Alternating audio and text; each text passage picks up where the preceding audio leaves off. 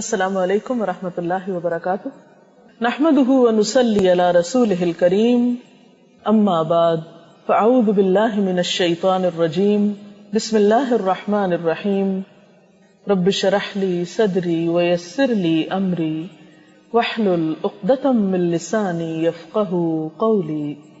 آج کی ہماری گفتگو کا موضوع ہے روزہ اور نماز۔ عام طور پر یہ بات دیکھنے میں آئی ہے کہ رمضان المبارک میں بہت سے لوگ روزے کا اہتمام تو کرتے ہیں، سحری اور افطاری کا اہتمام بھی ہوتا ہے، لیکن نماز سے غفلت برتتے ہیں۔ حقیقت یہ ہے کہ جس طرح روزہ اہم ہے اسی طرح نماز بھی اہم ہے۔ روزہ اگر فرض عبادت ہے تو نماز بھی ایک فرض عبادت ہے۔ رمضان سال میں ایک مرتبہ آتا ہے تو نماز دن میں 5 دفعہ ادا کرنے کا حکم ہے۔ نماز اللہ سبحانہ وتعالی سے ملاقات کا ذریعہ ہے، اپنی محبت کے اظہار کا ذریعہ ہے، اپنی اطاعت کے اظہار کا ذریعہ ہے۔ نماز کے بغیر دین مکمل نہیں ہوتا۔ نماز دین کی بنیاد ہے۔ نماز کو چھوڑنا دین کی بنیادوں کو ہلا دینا ہے۔ اللہ سبحانہ وتعالی قرآن پاک میں فرماتے ہیں، ان الصلاۃ کانت علی المؤمنین کتابا موقوتا، کہ بے شک نماز مومنوں پر وقت کی پابندی کے ساتھ فرض کی گئی ہے، یعنی اس کے فرض ہونے میں، اس کے اہم ہونے میں کوئی شک و شبہ کی گنجائش نہیں۔ بار بار قرآن پاک میں آتا ہے، وَأَقِيمُوا الصَّلَاةَ وَآتُوا الزَّكَاةَ، نماز قائم کرو اور زکوٰۃ ادا کرو۔ اگر قرآن پاک پر غور کیا جائے تو ہم دیکھتے ہیں کہ شاید ہی نماز سے زیادہ کسی اور چیز کے بارے میں اتنا تاکیدی حکم دیا گیا ہو یا اتنی زیادہ تکرار ملتی ہو۔ نماز دراصل ہمارے روزمرہ ہونے والے گناہوں کے کفارے کا بھی ذریعہ ہے۔ حقیقت یہ ہے کہ ہم سب انسان کسی نہ کسی طرح غلطی کر بیٹھتے ہیں، کوئی نہ کوئی گناہ ہم سے سرزد ہو جاتا ہے، لیکن جب ہم نماز پڑھتے ہیں تو ساتھ ساتھ گناہوں کی صفائی ہوتی چلی جاتی ہے۔ اس کے بارے میں ایک حدیث میں آتا ہے، حضرت ابو ہریرہ کہتے ہیں کہ نبی صلی اللہ علیہ وسلم نے فرمایا کہ تمہارا کیا خیال ہے کہ اگر تم میں سے کسی کے دروازے پر نہر بہتی ہو اور وہ اس نہر میں ہر روز 5 مرتبہ نہائے تو کیا اس کے بدن پر کوئی میل کچیل باقی رہ جائے گا؟ صحابہ کرام نے عرض کیا، نہیں، کسی قسم کا میل کچیل باقی نہیں رہے گا۔ تو آپ صلی اللہ علیہ وسلم نے فرمایا، یہی 5 نمازوں کی مثال ہے۔ اللہ تعالیٰ ان نمازوں کے ذریعے گناہ مٹا دیتا ہے۔ تو گویا دن میں 5 مرتبہ پاک صاف ہو کر اللہ پاک کے حضور حاضر ہونا انسان کی گناہوں کی معافی کا ذریعہ بھی ہے، اور انسان کے دل پر جو بوجھ آ جاتا ہے ان گناہوں کے ذریعے اس کو اتارنے کا سبب بھی ہے۔ پھر خاص طور پر مرد حضرات اگر مسجد میں جا کر نماز پڑھتے ہیں تو اس کا اجر و ثواب اور بھی زیادہ ہے۔ اللہ سبحانہ وتعالی ان کو اپنے ملاقاتی قرار دیتے ہیں۔ حضرت سلمان سے روایت ہے، نبی اکرم صلی اللہ علیہ وسلم نے فرمایا، جس نے اپنے گھر میں اچھی طرح وضو کیا اور پھر وہ مسجد میں آیا وہ اللہ تعالیٰ کا ملاقاتی ہے، اور میزبان کے لیے ضروری ہے کہ وہ اپنے ملاقاتی کی عزت کرے، یعنی ایسے لوگ عزت کے مستحق ہیں جو خاص طور پر مسجد میں نماز کا اہتمام کرتے ہیں۔ رمضان المبارک میں فرائض کے علاوہ خاص طور پر قیام اللیل کی بہت تاکید ملتی ہے۔ حدیث پاک میں آتا ہے، من قام رمضان ایمانا و احتسابا غفر له ما تقدم من ذنبہ، جس نے رمضان میں ایمان اور احتساب کے ساتھ، یعنی خالص نیت کے ساتھ اور اللہ تعالیٰ سے اجر و ثواب کی نیت کے ساتھ رات کو قیام کیا، یعنی تراویح نماز ادا کی، تو اس کے پچھلے گناہ معاف کر دیے جائیں گے۔ تراویح کی نماز بنیادی طور پر ایک نفل نماز ہے۔ نبی صلی اللہ علیہ وسلم سے ہمیں یہ پتہ چلتا ہے کہ آپ نے رمضان کی آخری راتوں میں باجماعت بھی اس نماز کا اہتمام کیا۔ حضرت ابو ذر سے مروی ہے، کہتے ہیں کہ ہم نے آپ صلی اللہ علیہ وسلم کے ساتھ روزے رکھے آپ نے ہمیں تراویح کی نماز نہ پڑھائی یہاں تک کہ رمضان کے 7 دن باقی رہ گئے، یعنی آخری عشرہ آ گیا۔ 23ویں رات کی 1/3 گزرنے پر آپ نے ہمیں تراویح پڑھائی، پھر آپ نے 24 شب کو نماز نہیں پڑھائی۔ 25ویں شب آدھی رات گزرنے پر نماز تراویح پڑھائی۔ ہم نے کہا یا رسول اللہ صلی اللہ علیہ وسلم، کیا ہی اچھا ہو اگر آپ رمضان کی باقی راتوں میں بھی ہمیں نفل نماز پڑھائیں۔ نبی صلی اللہ علیہ وسلم نے فرمایا، جس نے امام کے فارغ ہونے تک امام کے ساتھ قیام کیا، یعنی باجماعت یہ نماز ادا کی، اس کے لیے ساری رات کے قیام کا ثواب لکھا جائے گا۔ پھر آپ نے ہمیں نماز تراویح نہیں پڑھائی حتیٰ کہ 3 روز باقی رہ گئے، چنانچہ آپ نے ہمیں تیسری مرتبہ 27ویں شب تراویح پڑھائی، جس میں اپنے اہل و عیال کو بھی شامل کیا، یعنی خواتین بھی شامل ہوئیں، یہاں تک کہ ہمیں فلاح کے ختم ہونے کا ڈر ہوا۔ میں نے حضرت ابو ذر سے پوچھا فلاح کیا ہے؟ حضرت ابو ذر نے جواب دیا سحری، یعنی آپ نے اتنی طویل نماز پڑھائی کہ صحابہ کرام کو یوں محسوس ہوا کہ گویا سحری کرنے کا وقت بھی گزر جائے گا۔ سوال یہ پیدا ہوتا ہے کہ آپ صلی اللہ علیہ وسلم نے روزانہ کیوں نہیں نماز پڑھائی؟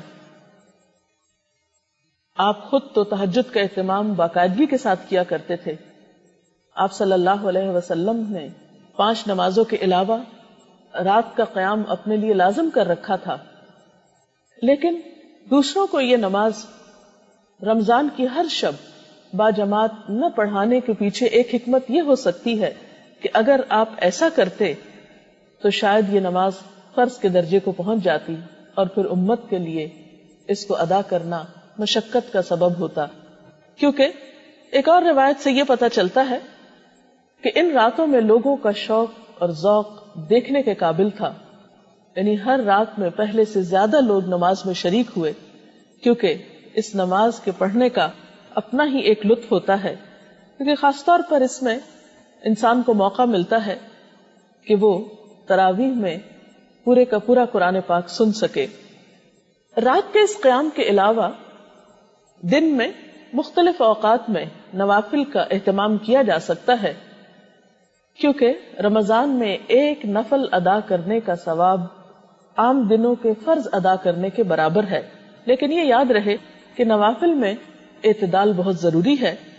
حضرت انس کہتے ہیں کہ نبی صلی اللہ علیہ وسلم نے فرمایا، نفل نماز اپنی طبیعت کی خوشی اور شوق کے مطابق پڑھو، جب طبیعت تھک جائے تو بیٹھ جاؤ۔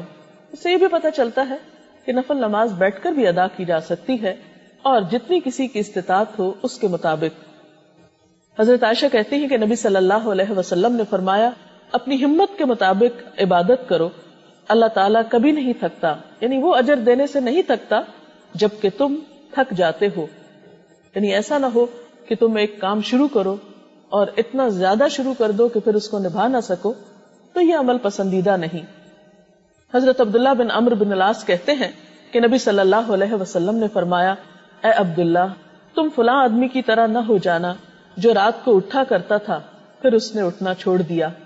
یعنی انسان ایک کام شروع کرے نیکی کا اور پھر کچھ دنوں کے بعد چھوڑ دے تو یہ بات درست نہیں۔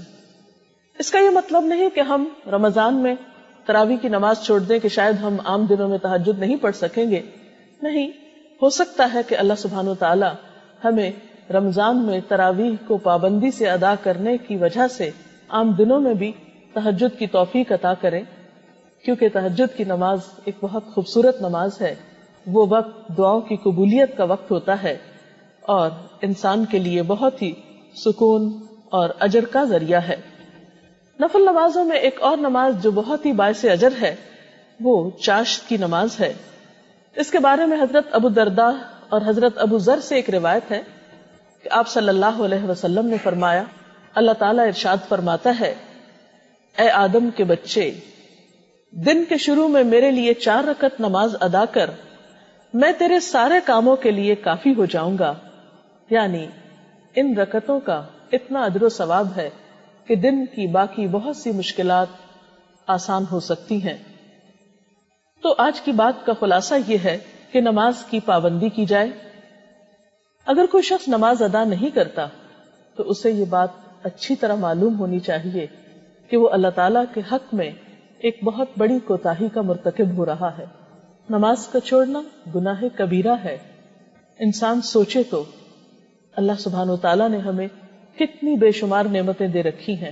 ہمارا یہ وجود، کھانے پینے کی نعمتیں، یہ زمین، یہ آسمان، یہ سب کچھ اس نے ہمارے لیے پیدا کیا. سب کچھ اس سے لے کر پھر آخر ہم اسی کو یاد کیوں نہیں کرتے؟ کیونکہ اس کا حکم ہے کہ اقم الصلاۃ لذکری، نماز میری یاد کے لیے قائم کرو. یہ یاد کرنے کا، اس کی ملاقات کرنے کا ایک بہترین طریقہ ہے. اور اگر ہم اس کو اس کے بتائے ہوئے طریقے کے مطابق یاد نہیں کرتے تو یہ اس کی رضامندی حاصل کرنے کا ذریعہ نہیں ہو سکتا. اسی لیے ہم دیکھتے ہیں کہ نبی صلی اللہ علیہ وسلم نے اسے اسلام اور کفر کے درمیان ایک حد فاصل قرار دیا. پھر اسی طرح آپ نے اسے دین کا ستون قرار دیا. پھر اسی طرح ہم دیکھتے ہیں کہ قرآن پاک میں نماز نہ پڑھنے والوں کے لیے بہت وعید آئی ہے. اللہ تعالیٰ کا ارشاد ہے کہ فی جنات یتساءلون عن المجرمین، یعنی جنت میں جب اہل جنت پہنچ جائیں گے تو وہ مجرموں سے سوال کریں گے، ما سلککم فی سقر، تمہیں جہنم میں کیا چیز لے گئی؟ قالو، وہ کہیں گے، لم نک من المصلین، ہم نماز پڑھنے والوں میں سے نہ تھے. ولم نک نطعم المسکین، اور ہم مسکین کو کھانا نہیں کھلاتے تھے. وکننا نخوض مع الخائضین، اور ہم بحثیں کرنے والوں کے ساتھ مل کر بحثیں کرتے تھے. ہمیں سوچنا چاہیے کہ کہیں ہم تو ایسے لوگوں میں شامل نہیں کہ جو اللہ تعالیٰ کے حقوق بھی پامال کرتے ہوں اور دوسری طرف بندوں کا بھی خیال نہ کرتے ہوں اور محض باتیں ہی بنانا جانتے ہوں.